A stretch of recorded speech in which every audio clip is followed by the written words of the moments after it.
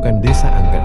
Di sebuah desa terpencil di pedalaman Jawa Barat, terdapat sebuah rumah tua yang dikenal sebagai rumah angker oleh penduduk setempat. Rumah itu telah kosong selama puluhan tahun setelah pemiliknya, seorang tua yang konon memiliki ilmu hitam, menghilang secara misterius. Penduduk desa percaya bahwa roh jahat masih menghantui rumah tersebut, dan cerita tentang kejadian aneh seringkali terdengar di sekitar desa. Pada suatu malam yang gelap gulita, sekelompok remaja dari desa tersebut memutuskan untuk mengunjungi rumah angker itu. Mereka termasuk Tono, seorang pemuda pemberani yang selalu mencari petualangan. Reina, gadis yang cerdas namun agak pemalu, dan Benny, sahabat Tono yang paling takut pada hal-hal supranatural. Mereka memasuki rumah tersebut dengan hati-hati. Langkah mereka dipandu oleh cahaya redup dari senter yang dibawa oleh Tono. Ruangan-ruangan gelap dan berdebu membuat mereka merasa seperti berada di dalam kuburan yang terlupakan. Semua pintu dan jendela terlihat rapuh dan penuh dengan sarang laba-laba. Saat mereka menjelajahi rumah itu, mereka mulai merasakan adanya kehadiran yang tidak terlihat di sekeliling mereka. Suara langkah kaki yang samar terdengar di lorong-lorong yang gelap, dan sesekali mereka melihat bayangan-bayangan yang cepat bergerak di sudut mata mereka. Benny, yang paling ketakutan, mulai merasa tidak nyaman. "Ayo, Tono, mungkin kita sebaiknya keluar dari sini," bisiknya gemetar. Tono tertawa pelan. "Tenang, Benny, tidak ada yang akan terjadi. Ini hanya cerita orang-orang ketakutan." Namun, saat mereka mencapai lantai atas rumah itu, suasana semakin mencekam. Rina tiba-tiba merasa seperti ada yang menarik bajunya dari belakang. Meskipun tidak ada seorang pun di belakangnya, dia menjerit kecil dan berusaha menenangkan diri. "Mungkin ini hanya pikiran kita saja yang bermain," kata Tono mencoba meyakinkan mereka. Tetapi ketika mereka bergerak lebih dalam ke dalam salah satu kamar tidur, mereka menemukan sesuatu yang mengejutkan. Di tengah-tengah ruangan yang gelap itu, terdapat sebuah cermin tua yang dipenuhi oleh debu dan retak di beberapa bagian. Rina menatap cermin itu dengan cemas. "Tono, ada apa dengan cermin ini?" Tono mendekat dan mengamati cermin itu. Aneh, cermin ini seharusnya sudah hancur setelah sekian lama, tapi kenapa masih utuh? Ketika mereka bertiga memperhatikan cermin itu dengan hati-hati, mereka tiba-tiba mendengar suara gemeretak di belakang mereka. Mereka berbalik dengan cepat, tetapi tidak ada yang terlihat. Suasana semakin tegang ketika lampu senter tiba-tiba padam. Mereka berusaha menyalakannya kembali, tetapi senter tidak mau hidup.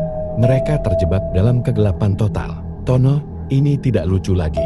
Ayo kita keluar dari sini," desak Benny dengan suara gemetar. Namun, sebelum mereka bisa merespons, suara tawa jahat terdengar dari ujung lorong. Mereka berbalik dan melihat bayangan hitam yang kabur bergerak mendekat dengan cepat. Tono segera mengambil keputusan. "Kita harus pergi sekarang juga." Mereka berlari menuju tangga dengan hati-hati. Tetapi, saat mereka mencapai tangga, Rina terpeleset dan jatuh. Ketiganya berhenti sejenak, dan saat mereka menoleh, mereka melihat bayangan hitam itu berdiri di atas Rina, menggantung di udara seperti entitas tak berwujud. "Rina!" teriak Tono sambil berusaha menarik temannya yang terjatuh itu. Benny berani melangkah maju dengan senter yang masih hidup. Dia menyalakan cahaya ke arah bayangan itu. Namun, sesuatu yang menakutkan terjadi.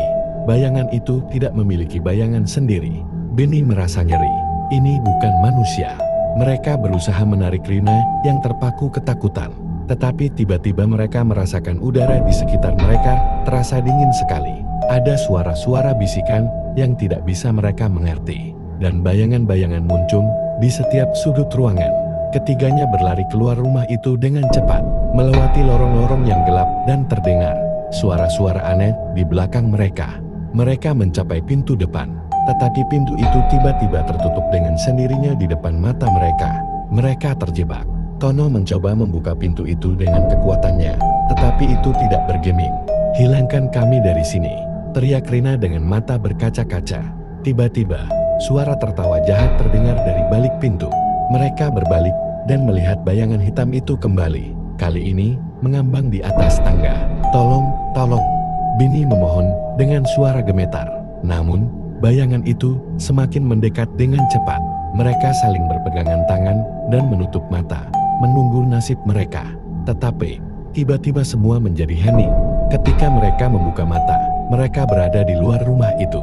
Rumah angker itu berdiri di depan mereka, tetapi tidak ada tanda-tanda kehadiran apapun di dalamnya. Cahaya fajar mulai muncul di ufuk timur. Mereka saling memandang, tak percaya dengan apa yang baru saja terjadi. "Ayo kita pulang," kata Tonu akhirnya dengan suara yang gemetar. Mereka meninggalkan rumah angker itu dengan langkah yang gemetar. Cerita mereka tentang malam itu tidak pernah hilang dari ingatan mereka. Sejak itu, rumah itu tetap terbengkalai, dijaga dengan hati-hati oleh penduduk desa yang tidak ingin mengulangi kesalahan mereka. Malam itu menjadi legenda hitam yang terus diceritakan di desa itu, mengingatkan semua orang bahwa ada hal-hal di dunia ini yang lebih baik dibiarkan tersembunyi di balik bayang-bayang yang gelap.